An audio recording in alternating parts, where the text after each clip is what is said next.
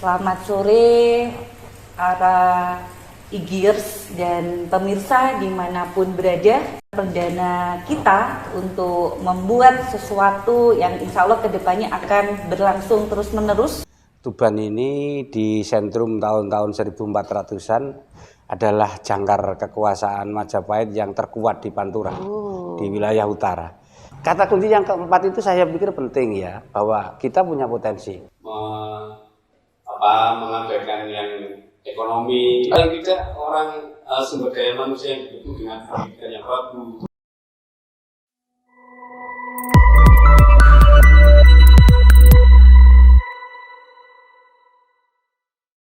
Tadi kita sudah mengulas yang pertama terkait tanggal 10 November, Pak. Ada apa sih, Pak? Kok saya banyak melihat di status WA teman-teman tuh selamat Hari Pahlawan. Ya, ada apa dengan 10 November dan Hari Pahlawan? Ya, monggo dimulai dari Pak Sariban atau Pak Zainal dulu? Pak Sariban dulu nggih? Monggo. Monggo Pak Sariban. Terima kasih, Mbak Eni. Iya. Sehat nggih? Alhamdulillah sehat, Pak. Tambah gemuk. Oh iya betul. Karena pandemi nih, Pak. Alhamdulillah pemirsa channel yang berbahagia. Apa yang disampaikan Mbak Aini tadi benar, betapa momen saat ini di bulan November tanggal 10 semua orang bereforia tentang Hari Pahlawan ya. Dan itu tidak hanya tahun ini, sebenarnya sudah perjalanan panjang sejarah bangsa kita. Dan kita bersyukur hidup di Indonesia ini punya Hari Pahlawan ya. Barangkali tidak semua bangsa menetapkan ada sebuah hari yang namanya Hari Pahlawan ya. Hari herois ya. Memang di tanggal itu momen-momen yang penting dulu pernah kita lihat betapa peperangan di Surabaya yang begitu heroik itu yang kemudian Belanda harus terusir kembali, sekutu terusir kembali dan kemudian kemerdekaan bisa kita pertahankan. Tetapi sesungguhnya esensinya tidak sekadar itu. Hari ini semua orang tentu akan merasa merindukan sosok pahlawan itu. Ini yang menjadi barangkali pikiran besar kita bersama, terutama generasi-generasi milenial kita. Karena tampaknya ke depan itu orang-orang yang ditetapkan menjadi pahlawan itu tidak segampang seperti yang dulu. Artinya bahwa ke depan itu tidak mudah menjadi seorang pahlawan. Secara normatif sebutan ya, tetapi nanti secara esensial bisa kita diskusikan. Apa? Karena memang ketika itu di dalam perjalanan panjang bangsa ini ada kolektivitas bersama bagaimana bangsa ini tidak dijajah, kemudian bagaimana bangsa ini mandiri, kemudian bangsa ini bagaimana mampu mengangkat kesejahteraan seluruh warganya. Dan itu tentu saja tidak lepas dari figur-figur yang dinobatkan sebagai pahlawan oleh negara kita. Tentu saja kalau kita melihat esensi pahlawan yang demikian itu, hari ini pun semua orang patutlah menjadi seorang pahlawan. Jadi di bulan November ini, termasuk kita hari ini cuap-cuap bertiga Mbak Eni ya, itu sesungguhnya mengimpact balik diri kita, sanggupkah kita bagian dari Indonesia, sekian orang Indonesia, bagian warga bangsa Indonesia, bagian masyarakat Indonesia, bagian dari populasi Indonesia, ini kita mampu mengesensikan diri kita sebagai pahlawan ya. Yang ini yang barangkali satu titik poin yang penting. Berarti itu Pak ya, kunci untuk menjadi yang inspirasi ya, berarti harus berbuat. Betul, jadi memang sebutan pahlawan itu menginspirasi kita semua, kemudian kita tarik esensi pahlawan itu apa sih kan begitu. Betul, ya, ya. Jadi esensi kepahlawan itu adalah orang yang sudah merdeka atas dirinya ya. Jadi orang yang sudah merdeka atas dirinya, tidak egois Pak. Ya, jadi sudah kemerdekaan pada dirinya sendiri itu kemudian dia merasa sudah cukup segalanya. Sehingga bisa berbagi, betul, berjuang, berkorban. Dengan segala kapasitasnya ya. Jadi orang tidak, terutama anak-anak kita sekarang yang sok sibuk, yang banyak kita hidup itu kadang-kadang kan banyak urusan. Ternyata ya. itu urusan diri sendiri ya, belum ke orang lain. Belum ke orang lain, belum ke orang-orang sekeliling. Jadi kalau kita barangkali kata kuncinya kalau hari ini kita mungkin tidak disebut sebagai pahlawan oleh negara, bisa menjadi pahlawan di keluarganya masing-masing, pahlawan di komunitas kerjanya masing-masing. Mbak Aini di sekolahnya di SMK 2 bisa jadi pahlawan loh. Ya, ya. Walaupun tidak disebut Aini sebagai pahlawan. Gitu ya. Apa esensinya? Ya lembaga itu bisa maju karena kontribusi apa yang bisa diberikan Mbak Aini. Kontribusi kata kunci luar biasa apa yang bisa ini, diberikan Pak oleh Mbak Dokter, Aini. ya. Ya. Sehingga di dalam kaidah agama itu kan sering kan guru-guru kita, pahlawan itu adalah orang yang pahlawan, ahli berpahala. Ahli berpahala. Jadilah kalau itu yang terjadi, maka bagaimana diri kita, fungsi kita tidak fungsi internal tapi fungsi eksternal ya. Jadi tapi biasanya Pak ya, kalau konotasi pahlawan itu dia pasti ada yang namanya berdarah-darah. Artinya berdarah di sini bukan darah asli. Kalau zaman dulu kan perang Pak ya. Kalau sekarang berdarahnya itu yang seperti apa Pak? Terima kasih. Jadi tadi kan disebut ada dua sosok penting ya, Pak Soekarno dan Pak Ki Hajar Dewantara. Itu kalau keduanya kan dinobatkan sebagai pahlawan. Betul. Jadi kalau Pak Karno itu berdarah-darahnya dia berpikir besar bagaimana Indonesia bisa merdeka, sehingga kemudian titik puncaknya beliau menjadi sang proklamator. Proklamator, betul. Yang kedua, Ki Hajar Dewantara itu berdarah-darah. Pikiran besarnya bukan melalui satu perpolitikan perjuangan kemerdekaan, tetapi sennya adalah pada dunia pendidikan dengan mendirikan taman siswa ya. Betul. Jadi itu taman siswa itu berarti zaman Belanda atau Jepang atau ketika itu masih kolonial Belanda ya Pak. Nanti kita kembali ke persoalan awal, sehingga kalau dulu penobatan pahlawan itu tentu saja ada satu darah besar yang dicurahkan oleh sang tokoh pahlawan itu pada bidangnya. Sehingga barusan saja ya mungkin berita hari-hari ini perfilman Indonesia itu yang Pak Usmar Ismail ya. Betul, meninggal dunia. Itu Pak Haji Usmar Ismail itu dinobatkan sebagai pahlawan bidang perfilman. Lah kita ini, saya guru ya bisa pahlawan bidang keguruan. Mbak ini di guru juga seperti itu. Cuman esensinya kan hari ini memang kita sulit disebut sebagai sebutan pahlawan, tapi esensi pahlawan itu kita bisa darah apapun untuk energi eksternal tadi. Oke, siap. Terima kasih, hebat banget ini idenya. Lanjut ke Pak Zainal. Ini beliau sudah mengulas Pak. Sekarang Pak Zainal pasti punya yang lebih keren lagi untuk kita dengerin nih Pak. Untuk terkait apa sih 10 November dan kenapa disebut dari pahlawan Pak. Silahkan Pak. Oke, terima kasih Bu Eni. Iya Pak. Memberikan pemikiran-pemikiran berkaitan dengan makna 10 November. Sebagai yang pertama, saya ingin mengkaji dari aspek historis ya. Dari aspek historis. Jadi makna 10 November ini memang mengajarkan kepada kita bangsa Indonesia agar jas merah ya. Jangan sampai lupa sejarah. Jas merah, siap. Oleh Bapak Proklamator kita Bung Karno. Tuh. Nah, nilai-nilai perjuangan, nilai heroik yang telah ditunjukkan, kegigihan perjuangan para pejuang dalam hal ini yang dimotor oleh Bung Tomo. Betul. Melawan tentara sekutu, bagaimana bangsa Indonesia bisa mengusir tentara sekutu yang ingin kembali menguasai Indonesia. Nah, di sana juga peran dari dunia pesantren, ya, para pejuang-pejuang yang kategori di situ aspek-aspek religinya sangat tinggi ya. Artinya dalam perjuangan juga melibatkan kemampuan-kemampuan spiritual juga. Nah itu menurut catatan sejarah banyak melibatkan dari kalangan pesantren yang juga ikut bergabung ya, membantu para pejuang di Surabaya ya, dari Mojokerto, Jombang, Tuban juga, ya, Lamongan, itu dari pesantren-pesantren dikirim untuk berjuang ya. Itu jalan Pak ya saat itu.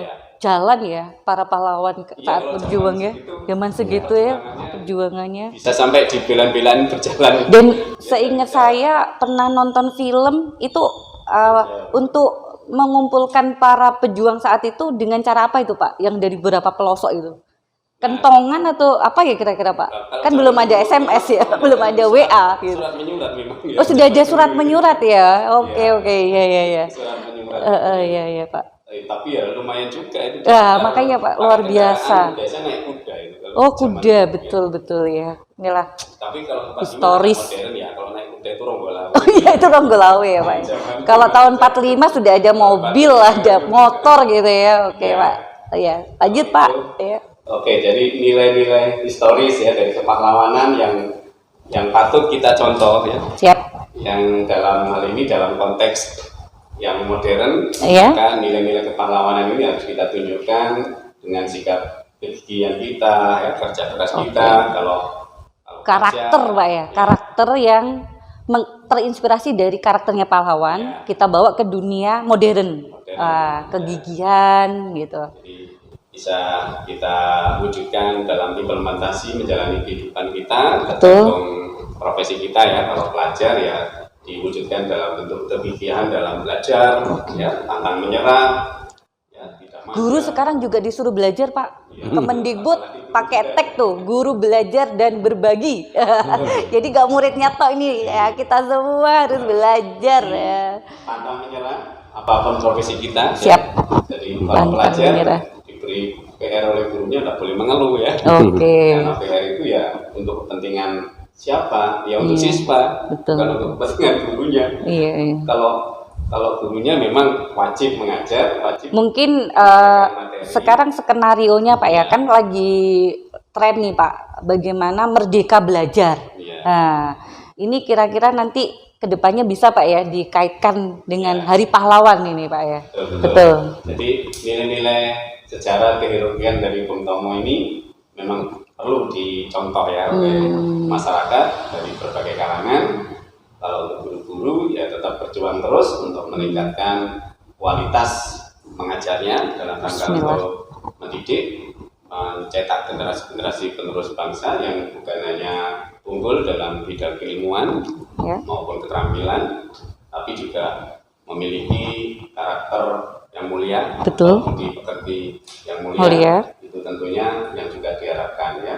Jadi untuk apa orang pintar tapi sikap dan perilakunya banyak merugikan orang lain misalnya. Nah itu di sisi lain orang perilakunya bagus tapi tidak pintar juga nanti bikin masalah juga ya. Misalnya ada seorang pemimpin Iya. hanya mengandalkan sujud tapi tidak pintar, akhirnya jadi korban. Ya, berarti di sini Akan dibujui sama orang-orang yang ada di sekitarnya nanti. oke. Nah, Artinya ini Pak ya, sebuah perjuangan pahlawan itu dari segala sudut, Ya. baik mental, pikiran, betul. ya seperti itu ya Pak ya. Dari dimensi keilmuan, keterampilan, profesionalisme, juga mentalnya, karakter, sikap, spiritual, moralitas. itu juga harus seimbang. Oke Pak. Karena seperti yang diamanatkan dalam UUD 45, harapan kita adalah membentuk manusia Indonesia seutuhnya ya. Oke. Ya, seutuhnya itu dalam arti itu tadi bukan hanya unggul di dalam keilmuan, teknologi, ya, profesionalisme, tapi juga memiliki nilai, menjunjung tinggi nilai-nilai Iya. moral. Ya. Sekarang sedang digaungkan profil pelajar Pancasila, salah satunya seperti itu ya Salah Pak. satunya Iya. untuk bisa menyeimbangkan Menyeimbangkan antara nilai-nilai pikir moral dan moral, keilmuan iya profesional. keilmuan Iya. profesional. Oke, itu dari sisi historis ya. Iya. Saya ingin melanjutkan. Kalau dari sisi filosofi, memang perjuangan Bung Tomo ini, kalau saya lihat di rekaman video pidato beliau, luar biasa ya. Merdeka atau mati gitu ya Pak ya. Salah satu kata kerennya Pak ya, betul. merdeka atau mati, Bung Tomo Mati. ini. Iya. Kemudian lebih baik hancur, ya, hancur lebur daripada dikuasai oleh penjajah. Paling tidak, intinya seperti itu ya. Iya, Nah, iya, iya. itu kan sebuah nilai filosofis yang sangat luar biasa, Betul, betul. tinggi sekali, Iya. ya. Yang menjadi prinsip hidup yang harus dipegang kuat sampai diungkapkan dengan kata-kata atau oke, lebih baik hancur lebur daripada dikuasai oleh penjajah. Nah, kata-kata ini mengandung nilai-nilai filosofi yang tinggi. Artinya kita harus berjuang sekuat tenaga untuk bisa dalam hal ini, dalam konteksnya adalah mempertahankan kemerdekaan. Mempertahankan Ya, pada saat itu. kemerdekaan.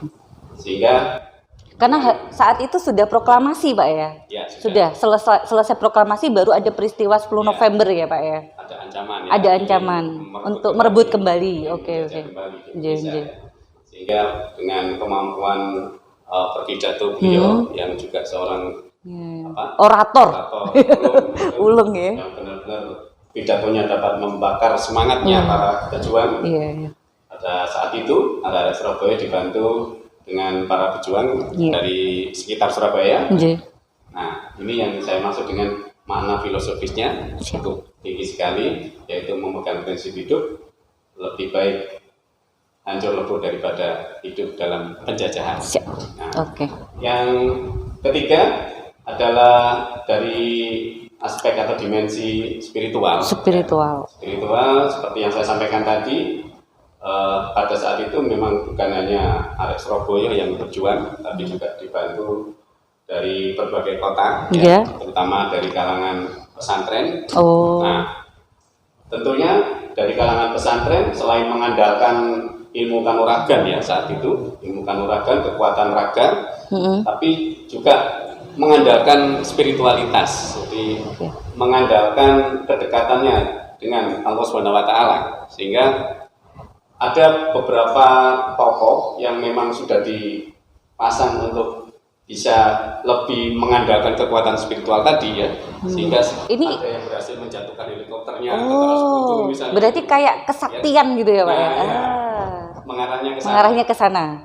Spiritual doa, kekuatan kedekatan dengan Tuhan Yang Maha Kuasa, bukan hanya mengandalkan kekuatan fisik, ternyata juga itu salah satu faktor juga yang sebagai penentu kemenangan Surabaya dalam perjuangan. Ya, jadi ada 3 sudut yang diangkat Pak Zainal Arifin, ya keren. Jadi ini saling melengkapi, luar biasa banget pemirsa. Saya jadi banyak membuka diri bahwa ternyata saya tuh nggak tahu apa-apa. Jadi saya jadi malu bahwa banyak hal yang hari ini saya pahami dari 2 narasumber hebat kita tentang 10 November. Walaupun saya tahu 10 November Hari Pahlawan, tapi esensi-esensi kemudian hal-hal yang harus kita pahami ya, dan kemudian kita jadikan pedoman ya. Kalau nggak pedoman ya semacam pegangan ya, inspirasi ya Pak ya, pegangan bahwa dimanapun kita, siapapun kita, dengan profesi yang kita pilih, kita bisa jadi pahlawan dengan cara berbuat bermanfaat atau apa Pak tadi ada kata kuncinya? Fungsi eksternal kepada fungsi eksternal ya, menebar ya. Kemudian pantang menyerah dengan hal-hal yang akan membuat kita terjajah Pak ya. Jadi lebih baik kita itu hancur daripada terjajah kembali ya. Hal-hal semacam inilah yang kemudian ya kita akan bawa dalam suasana sekolah ya. Saya sebagai guru Pak Sariban dan Pak Zainal Arifin, dan mungkin pemirsa kita banyak yang dari pendidik ya. Salah satu yang menjadi pertanyaan besar Pak, saya nggak pernah melihat langsung sosoknya Ki Hajar Dewantara, tapi saya sekilas diceritain sama guru sejarah. Ini benar nggak Pak, seorang Ki Hajar Dewantara itu orang yang membuat pendidikan tuh sampai apa ya Pak ibaratnya berkembang atau berubah, atau dari ibaratnya yang belum maju atau belum berhasil kemudian ada sebuah fase yang begitu Ki Hajar Dewantara membuat Taman Siswa itu benar-benar ada lompatan momentum sehingga Indonesia berubah atau pendidikan saat itu berkembang pesat. Monggo Pak. Terima kasih. Nah, ini ya. Jadi begini, tadi di awal sesi Mbak Eni menyebut 2 nama ya. Betul. Pak Karno dan Ki Hajar Dewantara ya. Kemudian ditambah lagi satu diksi bagaimana memaknai pahlawan di bumi Tuban ya. Betul. Saya akan justru menambahkan rekonstruksi 3 nama besar sebagaimana yang disampaikan Mbak Aini. Sebenarnya sosok Pak Karno, sosok Ki Hajar Dewantara ini punya kedekatan historis dengan sosok orang Tuban. Ya, yang mungkin beberapa waktu lalu di koran itu namanya Sugondo Joyo Puspito. Sugondo Joyo Puspito. Ya. Ini bagaimana ceritanya? Begini, kakek kita ya perlu kita kebanggaan. Bisa jadi ini keturunannya Mbah Gondo ini. Mbah Gondo, amin Pak. Ya. Bangga jadi bagian dari turunan pahlawan ini. Jadi yang sosok ini sosok kunci sebenarnya, tetapi belum dinobatkan sebagai pahlawan nasional. Beliau ini sekolah dasarnya ya, dulu nama Belandanya sekolah HIS ya, singkatannya itu ya, itu di Tuban ya. SD Pak, ya, sekolah rakyat ya. Sekolah ya. rakyat. Pak Mbah Gondo ini sekolah rakyatnya 7 tahun di Tuban, kemudian sekolah SMP-nya itu namanya Mulo ya. Mulo itu di Surabaya. Tahukah Mbah Gondo ini, Mbah Sugondo Joyopuspito ini dititipkan oleh pamannya karena ditinggal meninggal oleh ayahnya Mbah Gondo ini, kemudian dirawat oleh pamannya yang tinggal di Mlora. Ini dititipkan. Berarti beliau lahirnya di Tuban. Di Pak, Tuban, dan sekolah dasarnya di Tuban. Ya. Ayahnya seorang juru tulis, ya, pemerintahan Belanda. Ya. Ini mungkin dari nanti teman-teman sejarawan di Tuban, sejarawan Tuban bisa kita nanti ayo riset bersama-sama. Digali lagi, betul Pak. Ini dititipkan kepada pemikir besar Indonesia, Hos Cokroaminoto di Surabaya. Waktu beliau SMP, sekamar dengan Pak Karno. Kan ya, luar biasa. Gondo sekamar dengan Pak Karno di Surabaya waktu sekolah Mulu. Mulu. Ya.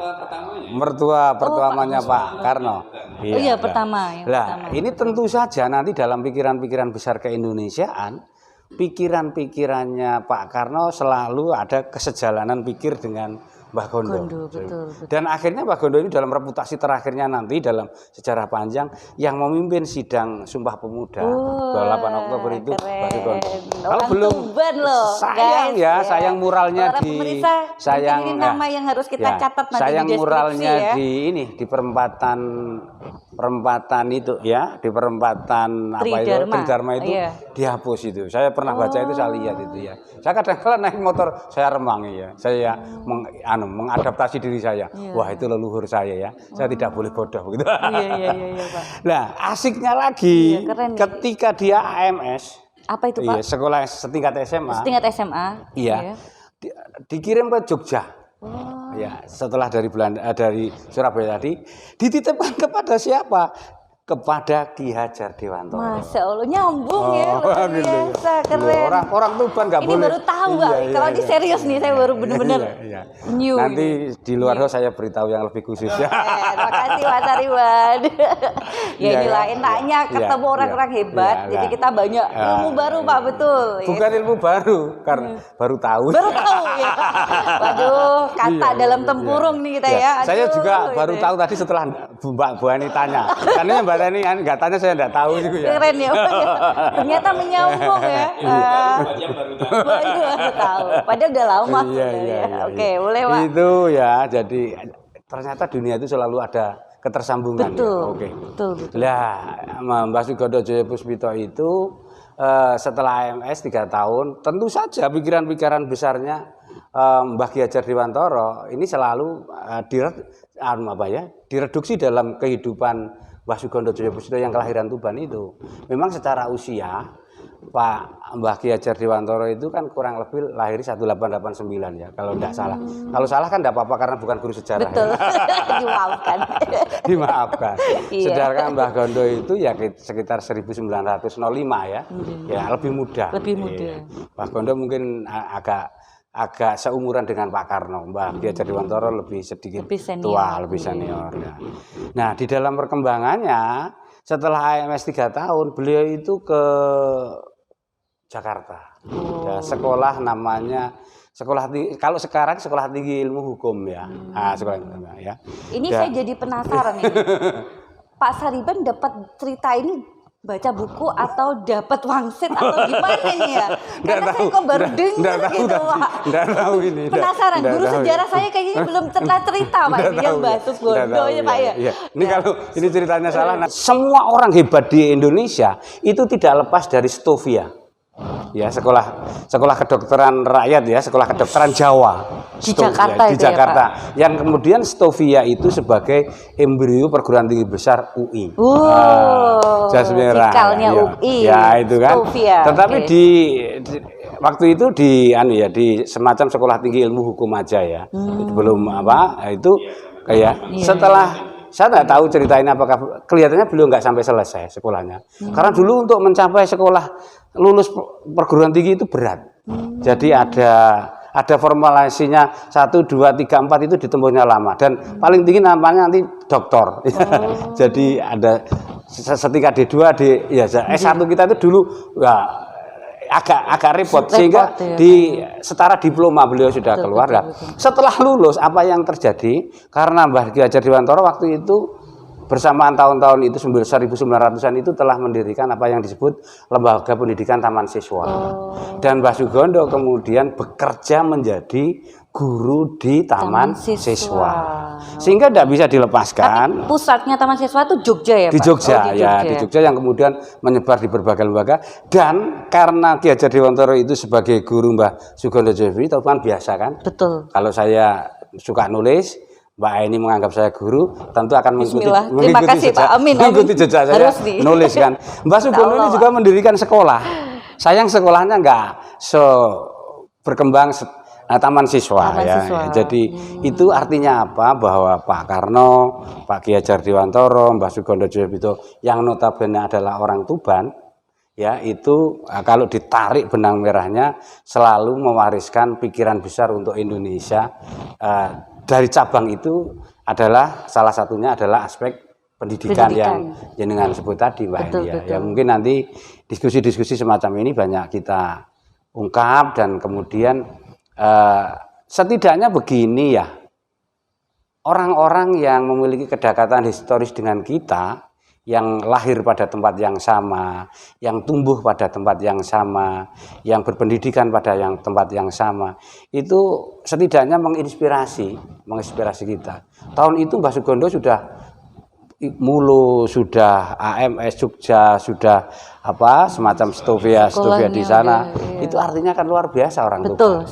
Keren ya. Hanya seorang anak juru tulis kantor Hindia Belanda yang buat salah satu pahlawan Tuban yang semoga aja Pak ya setelah ini bisa launching. Ya, saya beberapa waktu yang lalu itu browsing putra-putranya Mbah Gondo ini termasuk banyak orang yang menjadi akademisi. Semoga di antara kita dan teman-teman kru IGI ya Mas Fahrudin, Mas Agus dan Cah Ganteng, Mas Aris itu silsilah keberapa dari Mbah Sugondo. Amin.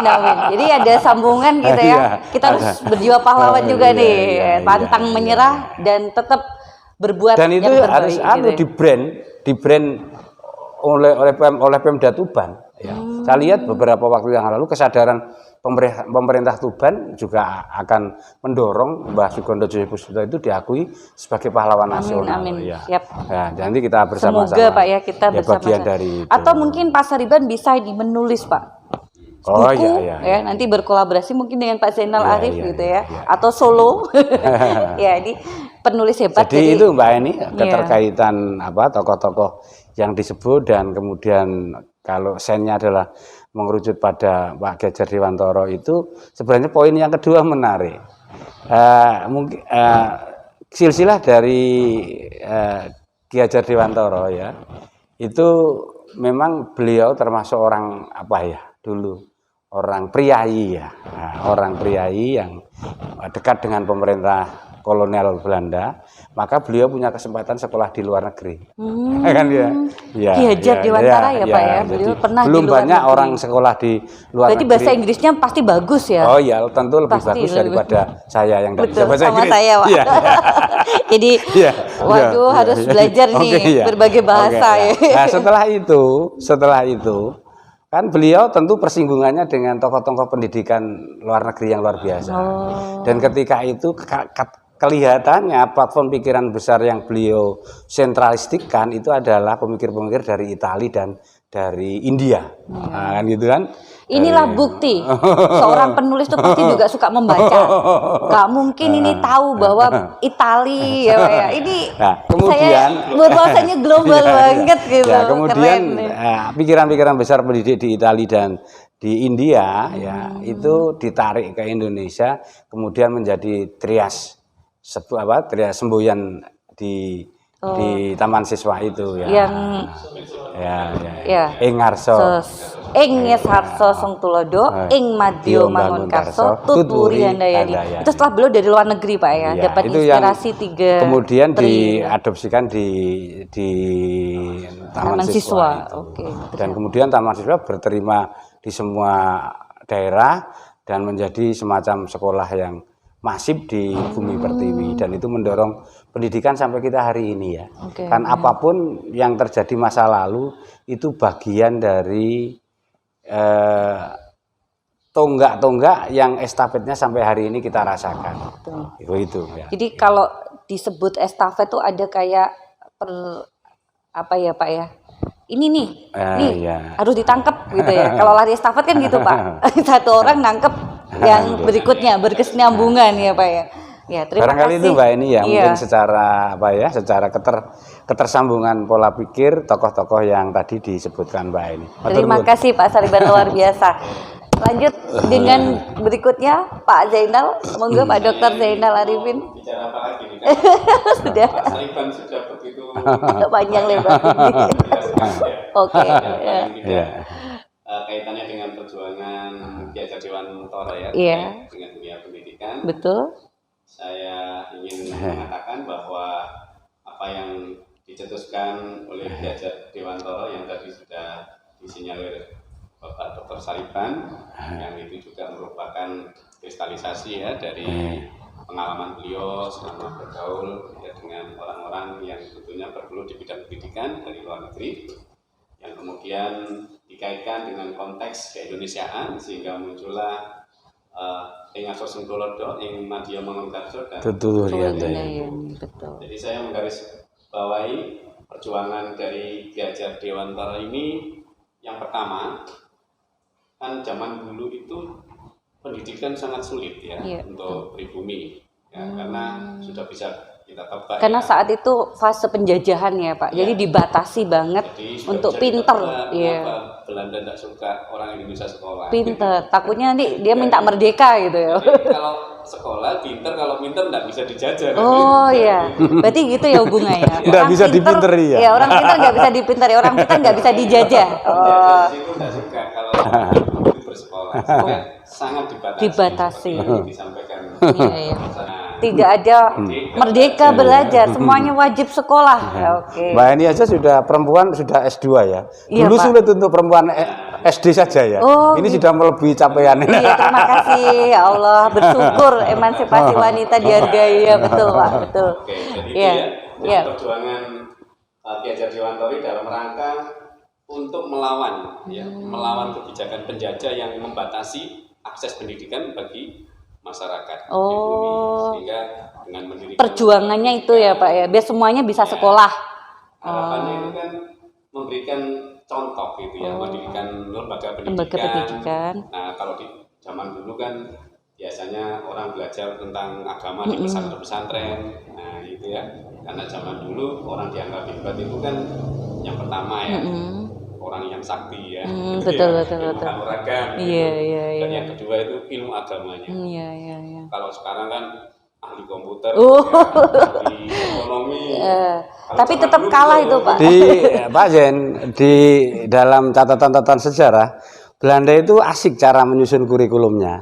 Jadi pendidikan utama dulu itu hanya, kalau tidak salah yang utama itu hanya 2, bahasa dan sejarah. Wow, malah kuncinya 2 ya, model itu. Bahasa dan sejarah. Itu yang bikinan Belanda. Itu kan nanti kan ada dipolitikisasi kan. Dan ini yang membuat saya jadi berpikir Pak, bahwa bahasa dan sejarah itu jangan sampai dihapus ya. Karena ini ada kemarin isunya sejarah mau dihapus Pak. Jadi jangan sampai ya Pak ya, harus tetap ada itu ya. Karena pondasi dulu aja masih ada matel ini ya. Benar, pikiran-pikiran Ki Hajar Dewantara yang dari zaman dulu sudah memikirkan partisipasi pendidikan ya, salah satu indikator IPM, indeks pembangunan manusia itu kan salah satunya partisipasi, angka partisipasi pendidikan. Betul. Nah, tentunya itu butuh perjuangan yang luar biasa bagaimana masyarakat di Indonesia. Jadi yang dibatasi sampai nanti ditambah kuotanya gitu ya Pak. Itu kan akhirnya nanti mengimbas. Betul. Mengimbas ke orang-orang yang di luar kota, yang di luar Jogja, meniru apa Iya, yang iya, dilakukan oleh Ki lakukan. Hajar Dewantara. Akhirnya Jadi kayak lembaga-lembaga pendidikan yang didirikan Didirikan. oleh orang-orang yang punya kepedulian Betul, ya betul. terhadap pendidikan, terutama ini bagi masyarakat di bumi. Di bumi. Nah, itu yang pertama. Nah, yang kedua, nilai-nilai pendidikan yang digagas oleh Ki Hajar Dewantara ini setelah saya kaji dari teori-teori ya pendidikan itu luar biasa, masih relevan sampai sekarang. Contohnya Pak? Ya, coba misalnya Iya. yang pertama ya, Ika Susun Tulodo. Ya, jadi seorang pendidik atau seorang guru itu di depan harus memberikan contoh. Contoh. Nah, Wah. ternyata itu teorinya Albert Bandura itu, modern. Pemodelan, Ya, bahasa pemodelan, Bahwa ya teori seorang pemodelan. guru pada suatu pengajaran tertentu, misalnya mengajarkan keterampilan, Iya, ya, betul. mengajarkan kompetensi tertentu, Iya, betul. itu memang butuh diberi contoh. Contoh dulu, betul. Nah, itu. Jadi di depan guru memberikan Ternyata contoh. nyambung dengan keilmuan sekarang ya Pak ya, betul, permodelan Misalnya, itu. memberi contoh bagaimana membaca puisi yang baik. Baik, Nah, kita tampil dulu ngasih sip. contoh. Kayaknya kita perlu mendengar nanti ya Pak ya di Siap, akhir sesi siap. puisinya Pak Sariban dan Pak Zainal. Dua-duanya harus berpuisi nih karena Dan mungkin ahlinya gini ahli. Pak Yanel ya, bisa ditambahkan pula betapa memang perjalanan bangsa ini, kalau bangsa ini barangkali ingin menjadi terus bangsa besar, dan kita ini sebenarnya bangsa besar. Hanya saja di pikiran kita belum menyadari kebesaran itu. Ya. Ini yang perlu kita bangun. Minimal jumlah Ya. penduduknya sudah paling Oke, besar Pak. Untuk menjadi besar itu sebenarnya fondasi-fondasi di aspek pendidikan di Indonesia itu luar biasa. Kalau tadi yang kita lihat bagaimana Ki Hajar Dewantara yang tadi di sesi 2 kita diskusikan, dan akhirnya beliau diangkat menjadi Menteri Pendidikan yang pertama ya. Nah, dan kemudian seiring perjuangan Ki Hajar Dewantara dalam bidang pendidikan itu di Padang Pariaman ya. Itu juga berdiri lembaga pendidikan Kayu Taman. Muhammad Syafi'i ya, teman-teman Muhammadiyah pasti tahu sejarahnya itu ya. Ya kalau tidak tahu berdosa itu ya. Dan Muhammad Syafi'i itu diangkat Menteri Pendidikan di Indonesia, menteri yang ketiga. Nah, jadi Menggantikan Ki Hajar menggantikan Ki Dewantara. Hajar. Terus di depannya itu ada menteri yang kedua. Namanya kalau tidak salah Pak Todung Mulia Agung, kurang lebih begitu. Pak Todung saya sering menyebutkannya seperti itu ya. Nah, dan Kayu Taman sampai hari ini juga diwariskan di pendidikan di Muhammadiyah ya. Saya pikir berkembang dengan baik teman-teman itu, dan terus Taman Siswa juga terwariskan sampai hari ini, bahkan trias yang digunakan oleh Ki Hajar Dewantara juga dipakai oleh kementerian kita. Betul. Ya, jadi, nah dari itu mungkin Pak Yen tadi bisa menyambung lagi Pak Yen, apa-apa yang menjadi inspirasi kita dari Ki Hajar Dewantara maupun dari Pak Muhammad Syafi'i ya. Monggo Pak. Ya, jadi itu ya yang saya garis bawahi tadi, ternyata gagasan Ki Hajar Dewantara itu sangat relevan Sampai sekarang. dalam praktek pembelajaran kekinian. Betul. Ya, tapi dalam hal ini guru-guru juga harus pandai-pandai ya dalam menyesuaikan dengan konteks pembelajaran ya, sesuai dengan bidang masing-masing. Betul. Kemudian Ing Madya Mangunkarso ini Madya itu tengah ya Pak. Ya, dari aspek psikologi pendidikan ini sangat penting karena yang namanya siswa atau pelajar ini kalau kurang diberikan perhatian, kurang diberikan suatu dorongan, motivasi, nah kadang-kadang kecerdasan yang dimiliki itu tidak bisa muncul. Oh iya. Tidak bisa. Jadi perlu dipicu. Memperoleh sebuah kemampuan gara-gara Iya. sifat malas misalnya ya, tanpa ada dorongan, motivasi tantangan dari gitu ya Pak. guru, ya itu Iya. tentunya akan sulit untuk bisa mengembangkan Jadi kompetensi siswa. harus memberikan dorongan, motivasi gitu ya Pak ya. Jadi Betul. membuat para siswa itu punya kehendak gitu, punya Keinginan untuk Ya, maju. Kan ada orang itu yang punya kemampuan tapi nggak punya keinginan. Oh, kan? iya, Misalnya iya. kecerdasannya tinggi, tapi keinginannya rendah sekali. Iya, untuk iya. mencapai cita-cita misalnya, itu perlu. Itu Ya, salah satu rasanya. guru fungsinya adalah sebagai apa Pak itu? Motivator bagi siswanya seperti itu. Sehingga ketika kita berada di depan kelas, selain sebagai model atau contoh yang baik, kita juga harus menjadi orang yang peduli Pak ya. peduli atau kalau bahasa sekarang itu ramah, sekolah ramah anak itu ya. Muridnya nggak boleh digalai, harus dikasih perhatian gitu ya Pak ya. Ya. Intinya Mangunkarso kalau menurut saya itu membuat anak-anak atau para siswa itu tahu apa yang harus dia lakukan. Paling tidak dalam konteks orang belajar kan tanpa harus menunggu, katakanlah biasanya anak-anak itu kalau belajar kan nunggu di suruh-suruh ya. Betul. Iya. Itu tanda bahwa harus sadar ya, karsa sadar gitu.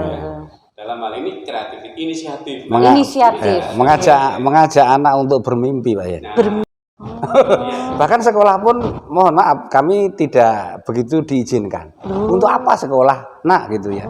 Tapi bersyukur kita zaman-zaman kita itu ya Allah, tapi keadilan Allah ya memilih anak-anak yang punya inspirasi. Jadi didorong oleh energi internalnya itu kemudian dia ingin menjadikan dirinya apa yang diimpikan. Nah, barangkali apa yang disampaikan oleh Pak Zen, guru kita terutama di Tuban, nanti di sesi terakhir kan kita akan tarik ke Tuban tentang ketubanan ya. Bagaimana guru-guru kita Tuban ya di tingkat sekolah, tingkat lembaga pendidikan maupun tingkat organisasi profesi pendidikan, salah satunya adalah IGI, mendorong anak-anak punya mimpi, punya imajinasi. Jadi kalau anak sudah punya mimpi, barangkali guru itu tidak begitu lelah mengajarkannya, karena dia memilih jalur yang dia pilih. Ya. Jadi di dalam teori-teori motivasi Mas Agus ini kan paham betul ya. Semua orang bergerak itu kan dari pikiran. Pikiran kemudian ada perkataan ada tindakan yang berulang-ulang akhirnya menjadi mimpi yang dipikirkan itu datang gitu ya. Saya dulu mimpi saya jadi reporter sepak bola. Tapi sekarang jadi korek apa Pak? Sama saja juru ngomong. Gitu ya. Keren iya. Iya Pak. Betul. Bangun karsa. Betul Pak. Perspektifnya Pak Cari mengajak anak bermimpi. Betul. Sip. Apa kelebihannya orang bermimpi dengan orang yang bisa bermimpi? Kalau orang tidak bermimpi berarti dia nggak punya keinginan. Kalau nggak ada keinginan nggak ada tantangan. Ada tindakan. Nggak ada perjuangan. Jadi kayak semacam target yang diimpikan gitu ya Pak ya. Saya harus mencapai ini. Ya, saya ingin ini. Ya, gitu. Contoh ya si A, dia punya cita-cita. Iya. Ya ingin jadi dokter. Betul. Si B nggak punya cita apa-apa. Nah itu. Paling tidak yang punya cita-cita jadi dokter kalau meleset mungkin jadi apa? Betul. Jadi perawat. Iya saya Pak. Saya cita-cita kecil jadi dokter, saya jadi guru. Alhamdulillah. Walaupun enggak berhasil katakanlah dia ingin kan katakanlah hanya di bawahnya lumayan daripada yang nggak punya cita-cita. Betul. Ada motivasi pentingnya mimpi. Betul. Sip. Lanjut Pak. Kemudian yang Tutpuri Handayani. Nah ini juga sampai saat ini memang sangat diperlukan. Guru tidak boleh sifatnya itu mengajar secara otoriter ya. Pokoknya saya ngajari ini langsung kamu pahami, kamu hafalkan, ingat-ingat. Yang penting nanti diberi salurangan kalian bisa mengerjakan. Tidak hanya seperti itu, tapi juga harus berupaya agar membangun perjuangan siswa untuk mendapatkan ilmu itu. Jadi itu yang disebut dengan teori konstruktivisme yang konstruktivisme. Salah satu terkenal ya. Iya, strategi ya Pak ya. Yang strategi oleh Piaget. Piaget. Ya, teori konstruktivisme itu sampai sekarang belum ada yang menumbangkan teori Piaget itu sampai sekarang. Nah, yang disampaikan oleh Ki Hajar Dewantoro itu sangat relevan dengan teori konstruktivisme itu, yaitu di belakang tetap memfasilitasi anak-anak, mendorong bagaimana anak-anak ini bisa mendapatkan ilmu tanpa harus ibaratnya makan itu disuapi oleh gurunya. Harapannya harus mandiri ya Pak ya, berpikir. Kelebihannya adalah mengapa guru itu bisa saja guru itu menyampaikan ilmunya secara langsung, tapi ini tidak dibuat seperti itu. Tapi dibuat anak yang mencari sendiri, ada gurunya itu dari belakang dengan cara memberi modal atau hal-hal yang diperlukan untuk mendapatkan ilmu itu. Katakanlah kalau dalam matematika misalnya kalau ingin menemukan rumus keliling lingkaran, gurunya kan tidak harus mengajari anak-anak keliling lingkaran rumusnya ini loh. Ya, keliling lingkaran Ada itu penemuan inquiry ya, Pak, ya? Harus seperti Iya, itu. iya. Tapi tanpa diajari oleh gurunya, anak-anak diajak langsung mengamati fenomena alam. Jadi misalnya mengukur benda-benda berbentuk lingkaran. Kemudian dari keliling yang dia ukur itu dibandingkan dengan diameternya. Akhirnya menemukan rumus ya nanti. Anak-anak kita dorong untuk membandingkan. Betul. Coba dibandingkan antara keliling dengan diameternya. Ternyata dari situlah muncul Rumus nilai pi itu. Pi, betul. Yang menjadi 3,14. cikal bakal rumus Iya. keliling lingkaran Sip. itu. Nah, itu Mantap. salah satu Iya. teori konstruktivisme yang sangat relevan Iya. dengan Tuturi Handayani Iya. tadi. Oke, Pak Sariban dan Pak Dr. Zainal, tidak terasa waktu kita sudah mau di penghujung nih. Mohon maaf karena memang menarik sekali bahasanya, sehingga kita sampai mengalir kemana-mana ya. Dan alhamdulillah banyak hal baru. Ya, bahkan tadi ada Pak Sugondo, salah satu pahlawan dari Tuban.